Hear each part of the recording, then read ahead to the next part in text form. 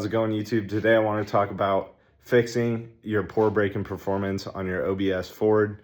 Stay tuned because I'm going to cover whether you have single rear wheel or dual rear wheel drive, or even if you've 05 axle swapped your truck. I got plenty of good tips in here to get your brakes working like they should, so stay tuned.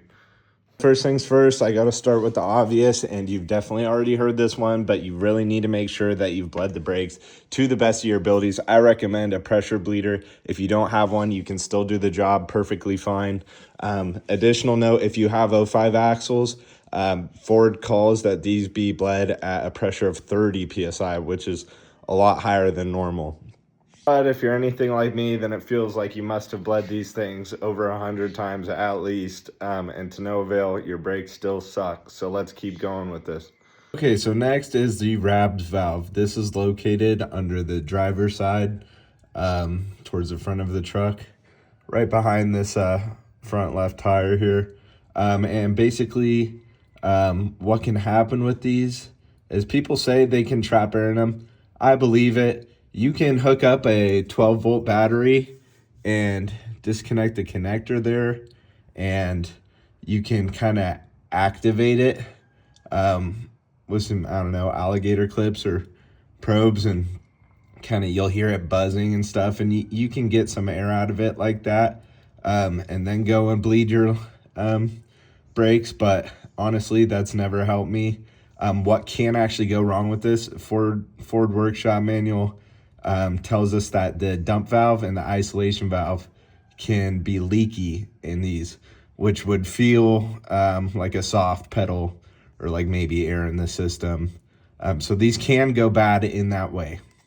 Here's an interesting one I found out. So these are called brake proportioning valves, and they're located, as you can see, on the side of the master cylinder. Now, Ford has made, as far as I'm concerned, for the 92 to 97 OBS trucks, they have made two different types.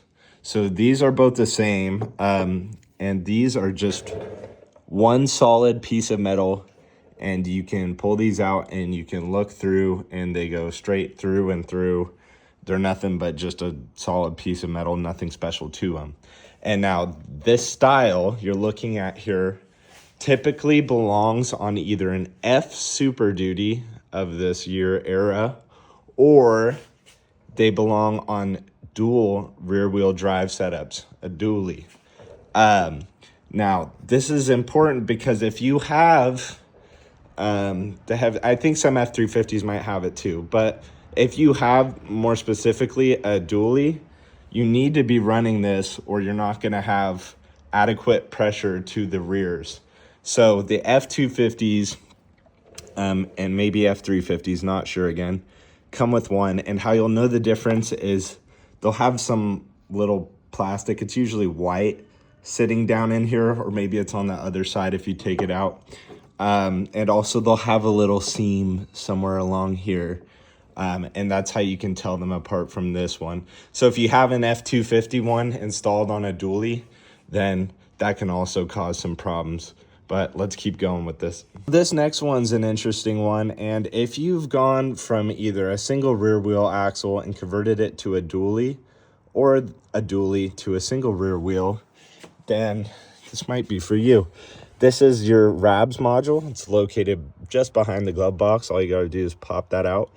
And basically, these are specific to whether you have dual rear wheel drive or single rear wheel drive. It's a different part number for either or.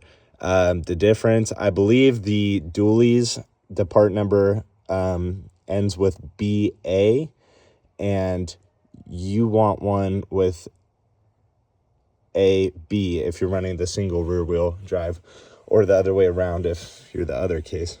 The part number is not the part number you see right here. I believe you have to take the actual module out, and the part number is on the module.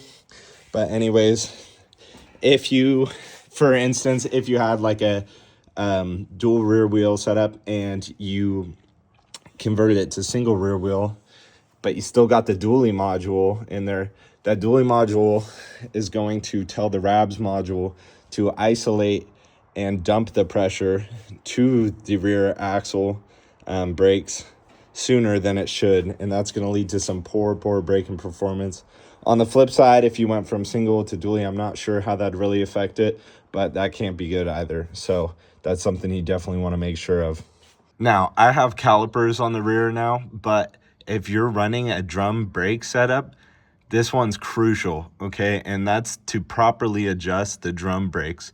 And to do this, I've learned on these OBS Fords is you need to adjust the adjuster star till the shoes expand all the way against the drum. I mean, get it tight to where you can't even rotate the tire with your hand with it jacked up, of course. And then once you have it fully tightened, I mean, you don't gotta use a pry bar on the adjuster wheel, but get it real tight and then back it off 3 clicks. And you're gonna hear a lot of drag and it's gonna feel way too tight probably, but just drive it around and it'll fix itself and kind of center, the shoes will center themselves, and that will help a lot. So do that. Quick, another thing you want to check if you have drum brakes is the wheel cylinder that is located behind the drum. You want to pull the rubber dust seals back. Yes, those are dust seals. They're not to keep brake fluid in. So if you peel the little boots back on your wheel cylinders and you see brake fluid coming out, they're bad. That can definitely lead to a spongy pedal. Also, if you have a dual setup in the back, dualies, well, the brake cylinder is specific to a dually in the sense that the inner bore size is larger, and you can fit single rear wheel wheel cylinders inside of a dually. They'll fit just the same, they'll look just the same. So make sure you have the right one for the right application. Also on the dualies, the brake shoes are larger in width by quite a bit. So you want to make sure you have the right shoes on there as well. This next tip is for you've done the 05 axle swap. The 05 brake calipers are a lot larger in fluid volume. They hold a lot more brake fluid in them compared to the OBS Ford ones. And so if you haven't already tried, upgrade your master cylinder bore to a larger size. That will help with the fluid displacement of the larger calipers. That will reduce your pedal travel distance to where the brakes actuate. So yeah, make sure you got that covered. Okay, so the last thing I got for you here is if you've already done everything under the sun and your brakes still aren't where you want them to be, you just need to upgrade to Hydro Boost if you haven't already. Now, one thing I will say is it can be expensive and it can be time consuming. So there's that, but the difference is absolutely life-changing as far as braking performance goes. I mean, I changed mine and it rocked my world. Difference is night and day. Now, I will say this is a tip for you if you don't know that the F Super Duties, the OBS Fords that the Hydro Boost setup came off of, well, the brake pedal is unique to them. They have a different brake pedal where it looks the same, except there's one difference. Get up here. And that is that pin right there. You see that red pin securing the brake booster arm to the brake pedal. That pin that is attached to this brake pedal is actually about 3/4 of an inch higher up on the F Super Duties.